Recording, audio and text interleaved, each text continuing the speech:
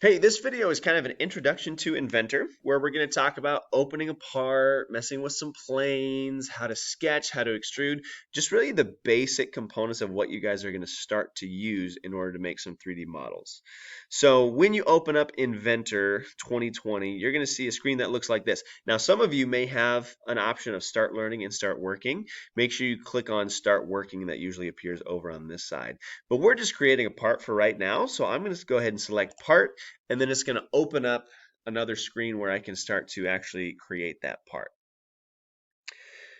Now, when we're navigating our page, actually what I'm going to do, let's go over to Origin, and this is just a personal preference.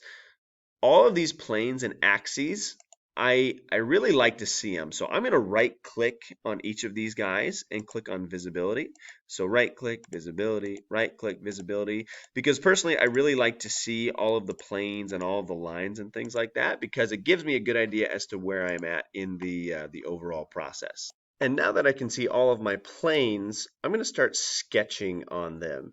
Now looking at my part, I think the biggest thing to knock out is there's that weird like upside down U shape, kind of the front view that you see on the image. So I'm going to try to make that as a 2D sketch. So how I'm going to do that is I'm going to select the plane that I want to create on. So it's going to be this guy right here. And I'm going to go up and say Start 2D Sketch. And it rotates so I can see kind of the front view of that plane.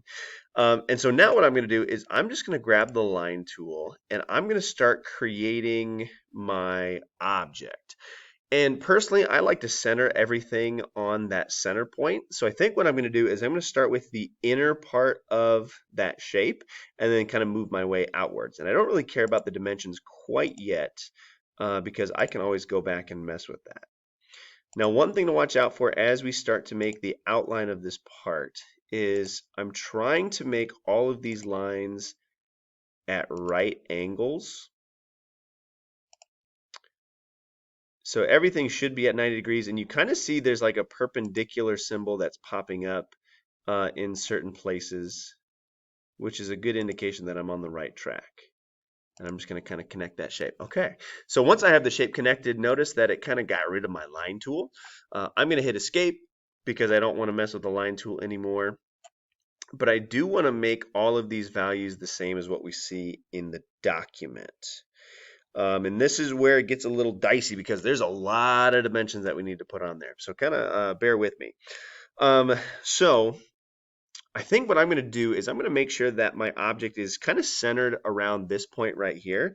Now in the picture, it tells me that this guy is 1 inch long. It tells me that we have width of 0.25 and 0.25, which means that this guy is going to be half an inch in distance. So what I'm going to do is I'm going to click on that center point now that I have my dimension tool selected. I'm going to click on the center point and I'm going to click on this line right here.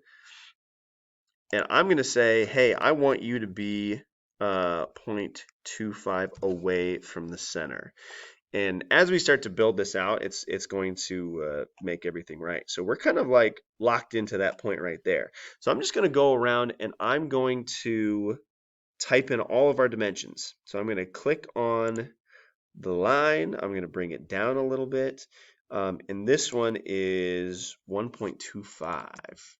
So I'll type that in and hit enter. Oh my gosh. I was way off on my guess. And let's get this guy. This is 0.25. All right, let me make sure that looks all right.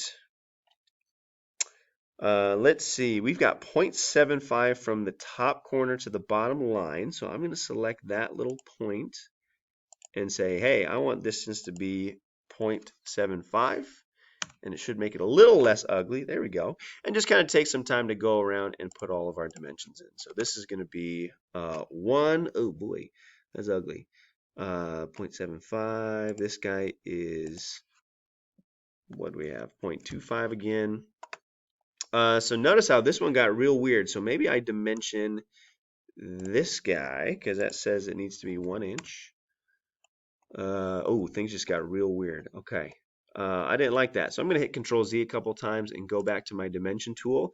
Maybe let's tell the program we want this to be 0.25 as well. So if I kind of click on that center point again and kind of this line right there, let's do what we did earlier, say 0.25.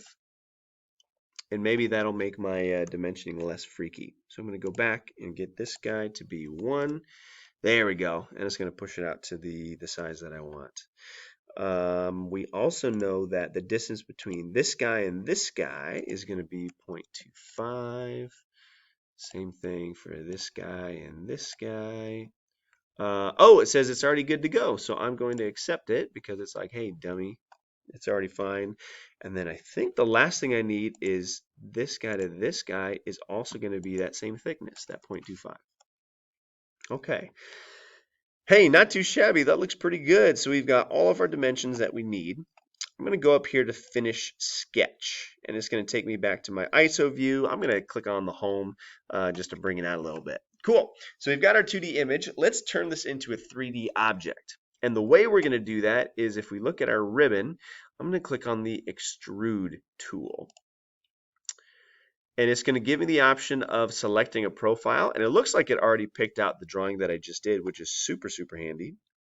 And it's giving me a preview of what it looks like if I keep all these settings the same. And we can mess around with this. We can send it back the other way. We can make it go half one way, half the other way. Doesn't really matter for us at this point. Maybe I'll go like half one way, half the other way. I don't know. And then what's our width? What's our distance? I think it's 1 inch. So we're actually good. So I could change that to be, 1.5 to whatever. But it's just 1 inch. So I'm going to say, okay. All right. Not too shabby. So we've got kind of the bulk of our object ready to go. Let's put a couple of holes in there. So what we need to do is we need to start a new sketch. And I'm going to start with the hole that's on the top. And notice how whenever I highlight over a side of my object, it's going to highlight. So I want to make a hole on the top face. So I'm going to click on that. And so it turns blue. And I'm going to say, hey, let's start sketching on that thing.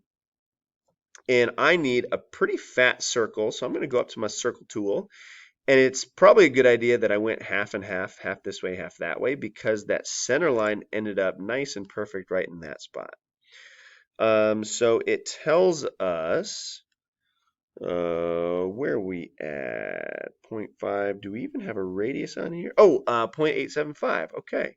So my diameter is 0.875. So I'm going to type that in, 0.875. Hit enter. Sweet. And then we are good to go. Now, in the case that you didn't do the extrude that's half this way, half that way, what you could also do is you could dimension from that center line, or excuse me, that center point to one of these outside lines. And in our picture, it shows it to be 0.5, which it already ends up being for us. But you can always dimension that as you need to. And I'm going to finish sketch. That looks good. So then let's extrude it. But this time, we're going to do what we call an extrude remove. Instead of making a weird little tower, what I'm going to do is I want it to go all the way through. So I'm going to click on this button right here that says cut. And if we need to, I'm going to click through all. So I know it's going to go through all of our shapes right there. So I don't really care about distance. It's automatically going to drill it down for me. If I wanted to shorten the distance, I could always type something schmancy in there and hit OK. And let's do it one more time. Looks like we have another circle we have to deal with. I'm going to click on this face right there, and I'm going to start my sketch. And kind of do the same thing. Let's draw a circle. I know it's kind of got to be centered on this stuff. And we have a diameter of 0.438, and I'm going to hit enter. And let's make sure that our dimensions are okay. We're kind of in the middle of our object. So it says the distance from the center point to kind of that bottom line is 0.25. I already plopped it on the center line, but if I really wanted to, since the whole width is 1, I could say, hey, I want this to be 0.5. And then we've got a nice and finished sketch. So I'm going to click on Finish Sketch. That looks good. And then one more time, I'm going to hit Extrude. Since I want it to go all the way through my object, I'm going to go Cut and say Through All. And then we are good to go. So we've got this nice object exactly like we want. Now the last thing that I'll show you, obviously isn't a part of the picture, but just in case you run into it, is the fillet tool, where we can essentially take these corners and round them off to the size that we want. So I'm going to click on fillet. I can select what I want my radius to be. Let's say, I don't know, let's make something up. Let's make it 0.5. And for every line that I pick, it's going to round that off to a radius of 0.5. So if I go here, it's going to pop and make that round. It's going to pop and make that round. Now, obviously, again, we don't need to do it for this image right here. But just in case you run into it on some of your drawings, the fillet tool is a pretty handy thing to use.